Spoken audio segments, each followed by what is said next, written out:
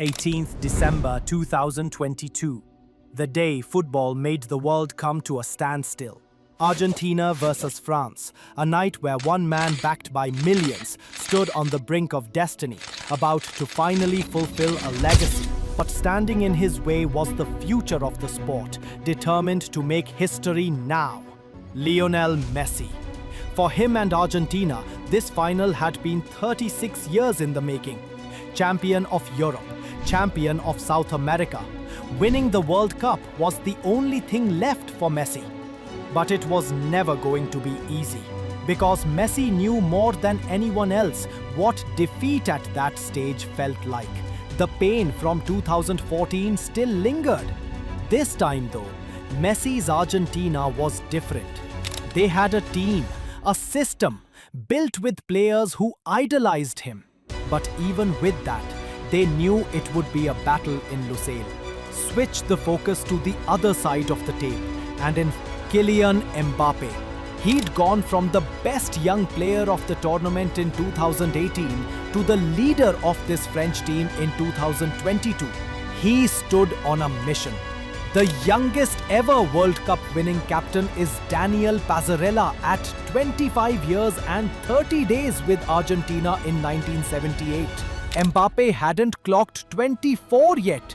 His mission with France was simple: become the first European nation since Italy to win the World Cup back-to-back.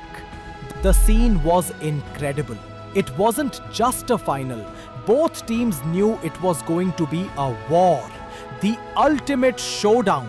Two teammates at club level about to lead their countries with over 4 billion watching. But continuing this would be getting ahead of ourselves now, because the paths both teams took to getting to the final couldn't have been more different. France, the defending champions from 2018, but they entered this World Cup with a point to prove. The team underperformed at Euro 2020. After getting knocked out in the round of 16 by Switzerland, the fan base was divided. And so this World Cup was the ultimate opportunity to reunite the nation's support. But in the opening game against Australia, they couldn't have started any worse. Just 9 minutes in and they were already behind. But with the quality of the team, it was always going to be a matter of time before they responded.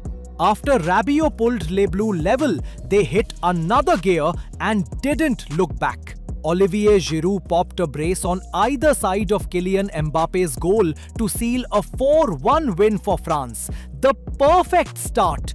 They'd follow this up with a 2-1 win against Denmark in the second group stage match. A game where Kylian Mbappe reminded the world of just how deadly he can be when he's on it.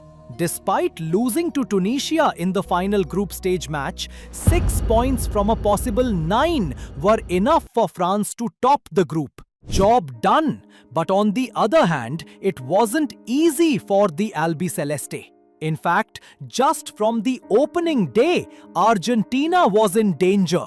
You'd never have believed it.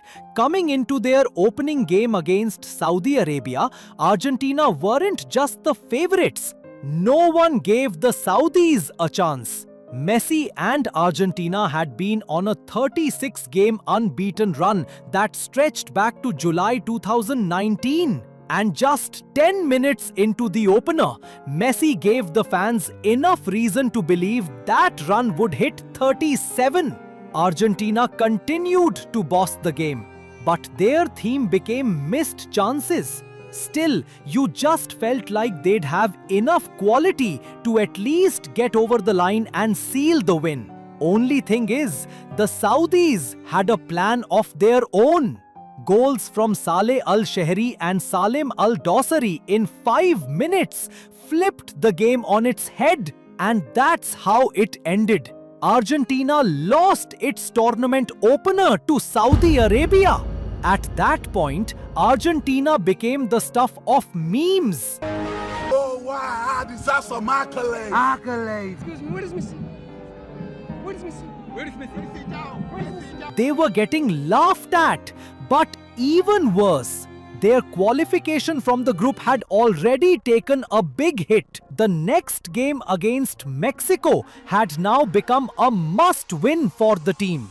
And after a tense, goalless first half, they finally found their spark in the second. 64 minutes in, and Lionel Messi made the difference. Low angle, bottom corner, 1-0 Argentina. Enzo Fernandez grabbed the second with a stunner 3 minutes from the end to seal the win. It now meant Argentina had hope again. They just had to get a result against Poland in the final group stage game. And they made light work of it. Goals from Alexis McAllister and Julian Alvarez did it. Argentina didn't just get out of the group. Just like France, they topped it. It's almost as if fate had already tied the two nations together. France's opponents in the round of 16. Poland, the team that finished second in Argentina's group. After Giroud put them in front a minute before the end of the first half, it became the Kylian Mbappé show towards the end of the second. Two sensational goals to give France a 3-1 win. Job done! Into the quarterfinals. Argentina, on the other hand, had to take on Australia at the same stage. Messi and Julian Alvarez had them 2 goals up before an Enzo Fernandez own goal gave Australia a chance and set up a nervy finish. It was so nerve-wracking that goalie Emiliano Martinez had to rescue the team in the final seconds of the game. Clutch save. Argentina held on. They made it to the quarterfinals just like France did. And at this stage, the competition was insane. Blockbusters. France took on England in the quarterfinals. With the quality both teams had, it was always going to take something special to break the ice. And that's what Aurelien Tchouaméni did after 17 minutes. Arrowed a banger into the bottom corner. But it didn't take long for England to level. 9 minutes into the second half, and Harry Kane did the business from the spot. 1-1. England had France on the back foot. Harry Maguire hit the post with a header. Kane and Saka went close. But with 12 minutes until the end of the 90, Olivier Giroud came big again. Towering header, France back in the lead, 2-1. This one had the feeling of having one more twist left. And just 2 minutes after Giroud scored, England and Kane had the chance to level from the spot again. But this time, Kane did the unthinkable. He missed. And that's how it stayed. France held on to advance to the semi-finals. The crazy thing is, if you think there was drama in the France versus England game, it didn't match up to the fireworks Argentina and the Netherlands did. The backstories increased the plot. Messi had long-standing issues with Dutch head coach Louis van Gaal. They got worse after Van Gaal made comments suggesting Messi was getting protected by his teammates and said his Dutch team knew how to beat them. And at that point, it became personal. Messi entered a different stratosphere. He wasn't playing normal football anymore. He played like a man possessed, a man obsessed with performing on the big stage. And that's when he gave one of the greatest assists in World Cup history. The precision to set up the goal for Nahuel Molina was sublime. 28 minutes into the second half, and Messi himself doubled the lead, cupped his ears with that celebration to Van Gaal too. But just when it looked like Argentina had done enough, Wout Weghorst gave the Dutch hope in the 83rd minute. And with virtually seconds left to play, 11 minutes into added time, Argentina lost focus. Weghorst again made them pay, 2-2. The tempers continued to flare, even in added time. Denzel Dumfries got sent off, but it did little to change the outcome. 2-2 after 120 minutes. This quarter-final was heading to penalties. Before we continue though, we've got just one ask. See that hype button down below? If you click it, it'll help us reach a wider audience and bring you more content like this. Virgil van Dijk stepped up to take the first penalty for the Dutch, and boom, he missed. Messi scored his penalty. Emiliano Martinez saved from Steven Berghuis, and Argentina was on the brink. After scoring the next two, all Enzo Fernandez had to do was score, but he missed from the spot. Still, Lautaro Martinez buried his spot kick to seal a 4-3 penalty shootout win and send Argentina to the semis. The tensions continued even after full time. In both semi-finals, the two teams made light work of the opposition. France, they took on tournament surprise package Morocco, and goals from Theo Hernandez and Randal Kolo Muani did the job. France was back in the final after winning it in 2018. Argentina did one better. Goals from Messi and a Julian Alvarez brace gave them a 3-0 win over Croatia. Argentina had made it to the final, and so the stage was set in Lusail. The battle. The two best footballing nations in the world. Two PSG forwards on opposite sides as captains. The world tuned in, and as soon as referee Szymon Marciniak blew his whistle for kickoffs, both teams locked in. The styles were different too. Argentina played like a team. They defended and attacked as a unit, whereas France, on the other hand, sometimes relied on the talent of Mbappe in the forward line to make the game-changing moments. In the opening 5 minutes, Argentina started as the better team. Alexis McAllister sent a rifle from 25 yards that was comfortable enough for Hugo Lloris in the French goal to gather. Rodrigo de Paul came even closer. Argentina continued to make the half chances in the opening minutes. France struggled for control, particularly in the middle of the pitch, and eventually, Argentina made them crumble. Di Maria won the penalty after Ousmane Dembélé fouled him in the box. There was only one man in Argentine colours who'd take it. Messi placed the ball down, gave Hugo Lloris the eyes, and boom! He'd scored! Lionel Messi had put Argentina in front in the World Cup final. France tried to find some control, but it simply hadn't turned up yet. And just when it seemed like it couldn't get any worse for France, it did. They got sucker punched. Argentina went on the counter in the 36th minute. Messi played the ball into Julian Alvarez down the right. Alvarez in turn released McAllister, and once McAllister looked up and found Di Maria in space, it was done. 2-0. France was shell-shocked. French head coach Didier Deschamps had seen enough. He wasn't even waiting until half-time to make changes. He took off Ousmane Dembélé and Olivier Giroud and replaced them with Marcus Thuram and Randal Kolo Muani. It didn't change the scoreline though. 2-0 Argentina. The Albicelestes were 45 minutes away from becoming champions of the world. But they'd have known more than any other team that it would be hell in the second half. The French were prepared to give everything. Argentina started the better team in the second half as they did in the first and continued to create chances. The clock ticked 60 minutes and nothing had changed. France hadn't had a goal attempt. Argentina had 9, with 5 on target already.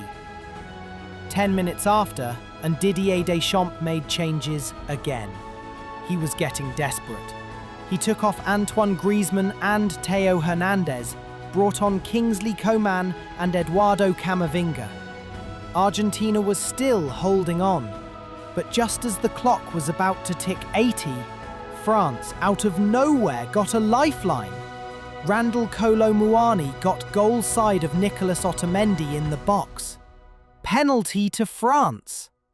Mbappe stepped up to take, and even though Emiliano Martinez guessed which way the penalty was going, he couldn't stop it. France had pulled one back. Argentina still had the lead. France knew they had to find one more. They'd found a spark, and less than 2 minutes later, Mbappe lit the fuse and blew the roof off the stadium in Lusail. It'll go down as arguably one of the most clutch goals, not just in World Cup finals, but in football history. Kylian Mbappé with a brace. France 2, Argentina 2. Messi and Argentina were stunned. The entire world was in shock. Argentina had blown a 2-0 lead in seconds. France continued to threaten. Marcus Thuram thought he'd won a penalty for France, but the referee was spot on. He knew he'd dived. After a couple more half chances for either team, Simon Marciniak blew his whistle. The 90 minutes were up. This final was going to extra time. And just like they did in regular time, Argentina started the better team. Alexis McAllister and Marcos Acuna tried to force the issue, and Argentine coach Lionel Scaloni made changes of his own as well. Leandro Paredes and Lautaro Martinez came on for Rodrigo de Paul and Julian Alvarez, but 15 minutes into the first half of extra time, it was still the same scoreline, 2-2. Another 15 minutes. 4 minutes into the period, and the game swung into life again. Lautaro Martinez forced Hugo Lloris into a save from a right angle, but the French goalie couldn't gather. And from the rebound, Messi put Argentina in front again, 3-2. All they had to do was just hang on. But France had come back before. They knew they could again. All they had to do was find Mbappe. He was the one to make things happen. 6 minutes left, turned to 5. 4 minutes left, and Mbappe made the difference again. He tried to bend one from the edge of the box, and it clearly hit Gonzalo Montiel's arm. Penalty. Mbappe stepped up to take. He'd already bagged one against Emi Martinez. And boom, he bagged another. Mbappe with a hat-trick in the final. 3-3 France. At this point, the final had entered peak football heaven. No one could leave even for a moment. The referee added 3 minutes to the end of the extra time period, and in that moment, France found the golden chance to win the game. Randall Kolo Muani went one-on-one with Martinez after a slip-up in the Argentine defence. All he had to do was pick an angle and steal the win for France. But Emi Martinez stuck out a leg and made the save. Full time. This final was going to penalties. Mbappe stepped up to take first for France and scored. Messi did the same for Argentina. 1-1. Kingsley Coman went next for France, but Emi Martinez made a huge save. Paulo Dybala fired his penalty down the middle and gave Argentina the lead. 2-1, France had to respond. Aurelien Tchouameni stepped up to take the next, but he sent his penalty wide. Leandro Paredes did his job from the spot. 3-1 Argentina. Randall Kolo Muani scored to make it 3-2, but with the next penalty, the pressure cooker reached boiling point. Gonzalo Montiel placed the ball. Messi could barely stand. Some Argentines couldn't even look. Some of the players were in tears. Everyone said silent prayers because they understood the situation. If Montiel scored, the 36-year wait would be over. Messi's dream would be complete. 1 step, 2 step, and bang! Argentina had become champions of the world! Messi fell to his knees. The tears started to roll out. All those years of suffering or taunts, it was finally over. Credit to France and Kylian Mbappé. They'd put on a show, given the world the best final in the competition's history. And Mbappé won the Golden Boot to show for his efforts. The moment belonged to Messi and Argentina. And with the golden robe behind him, he lifted the trophy that sealed his status as football's eternal king. Lionel Messi, Argentina, champions of the world. What do you guys think? Did Messi and Argentina deserve to win? Or were Mbappe and France unlucky? Let us know in the comments below. And don't forget to like this video, hype, and subscribe to Matchday Moments.